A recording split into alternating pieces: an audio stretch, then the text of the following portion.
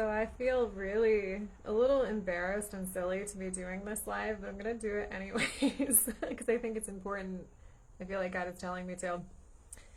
I'm not doing good, and tell you why. Ever since I really started going for my music, a whole bunch of things have been happening with my skin, and not just mine, but my entire family's skin. Impetigo, cellulitis, different red rashes. Really, really interesting because they're not related to each other, but we're all having flare-ups of things. I'm really on the natural side of stuff. We don't really go to the doctor very much. I'm not going to say the word, but we're really on the natural side of things. But so that should tell you something when I say that 5 out of the 7 of us have been to urgent care in the last 2 months, and 3 out of the 7 of us are on antibiotics right now because of skin stuff. Now, skin is a boundary from the inside of you to the outside of you. That's what skin functions as. And spiritually, skin flare-ups are about boundary issues. And interestingly enough, that's one of the biggest spiritual things that's going on in my life right now, my family's life. And it's just really interesting how it ties into the music. So my new album is called I See You. When I was praying in the shower a few months ago, when I came up with this idea for this album, I was like, God, what should I call it? And I just heard really clearly, I see you. And I saw this like eye looking at you, piercing to see the part of you that's deeper than you even know. Like God seeing you, your real self, regardless of all your flaws and everything that is not great about you, that's your flesh. He sees the real you. And if you know my story at all with music, or just my story, 7 years ago, I was in the hospital. I had a postpartum nervous breakdown sort of thing. We still don't know exactly what to call it, but I was in the hospital for a few days in the psychiatric unit, and I was just, having PTSD type symptoms and bipolar type symptoms and all sorts of panic and anxiety. And when I was there, I completely, I had to dig so deep into my relationship with God that I hit complete rock bottom, and at the bottom was something very solid, more solid than I had ever felt before, and it was God. And I remember being in the hospital and God telling me that I needed to find my voice. And that was when I was being admitted. The following night, I found it. Because I didn't know what it meant when he first told me, but I found it. And it was at the worst of my anxiety, dug so deep, all of a sudden, started singing. And it sounds nuts, but that's what I did. And because it was the only way I could cope. And what came out of my mouth was this voice I had never heard myself sound like before. I sounded like, you ever seen Fan of the Opera, Sarah Brightman? Sounded like that. I could feel myself singing in a different way than I'd ever sang before. I had breath control, I had all this stuff. Like, it just was coming out beautifully. And I had people in the hospital just come around and listen to me, like people that couldn't sleep, that had panic disorders and all sorts of stuff, that said that I sang them to sleep. And a whole psychiatric unit, even the nurses and everybody came and listened to me. And my husband Aaron came and he heard me just to validate that it was real. And he was like, "You never heard me sing like that before. It could have been on the radio." He said I sounded like Sarah Brightman. I can hit these high notes. It was crazy. I knew this voice was my true voice, and I told God, I'm like, I will sing anywhere, everywhere, anywhere you want me, if you will let me have this voice. Well, when I got back out of the hospital, it kind of just slowly went away, but I knew that was the real me.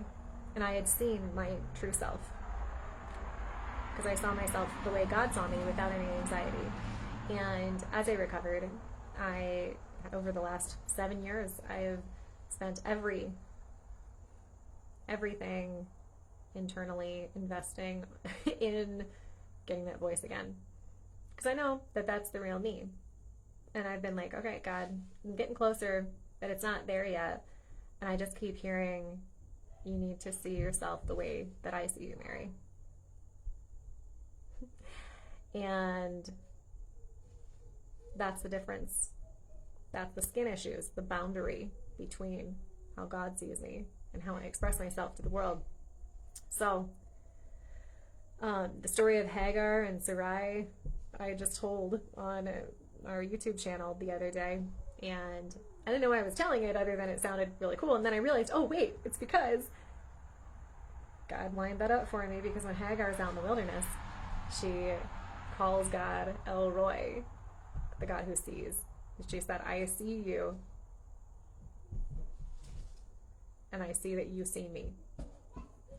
And I thought that was really cool, because I didn't really think of that myself. It just came in.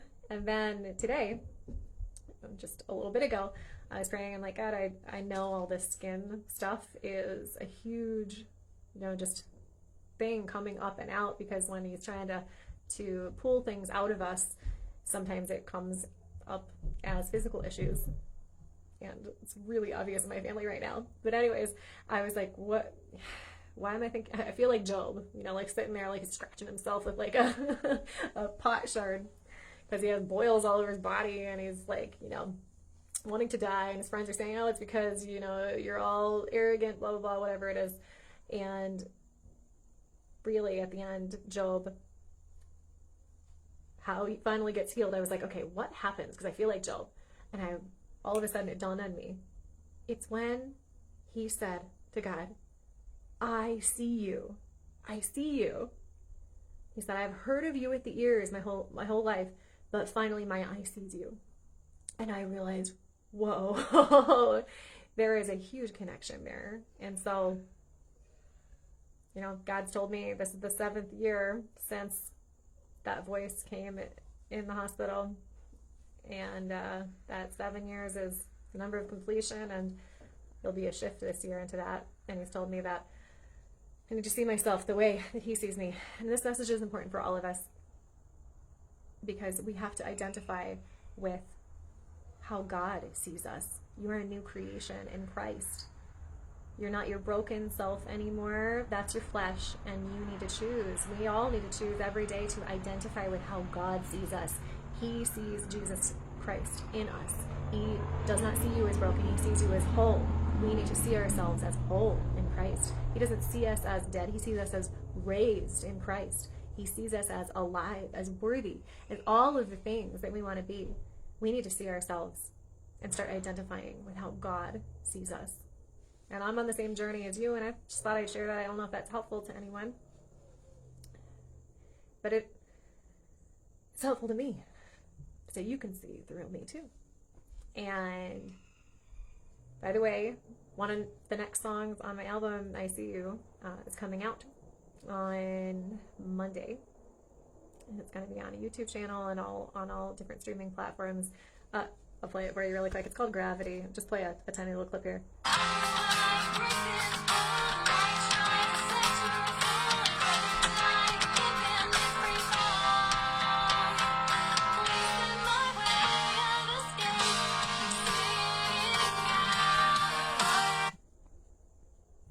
That's Gravity, and that's he's our way of escape. And if you're interested in hearing it, stay tuned. This was not supposed to be an advertisement for that, but I thought it fit. But yeah, all right. I wish you all a good day of rest this weekend. And what's one part of yourself that God is saying needs to come out into the light?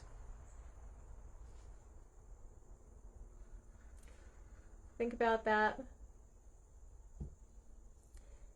and let it come out, because something big will shift when you let that part of yourself that's been hiding have God's light shined on it, and love heals.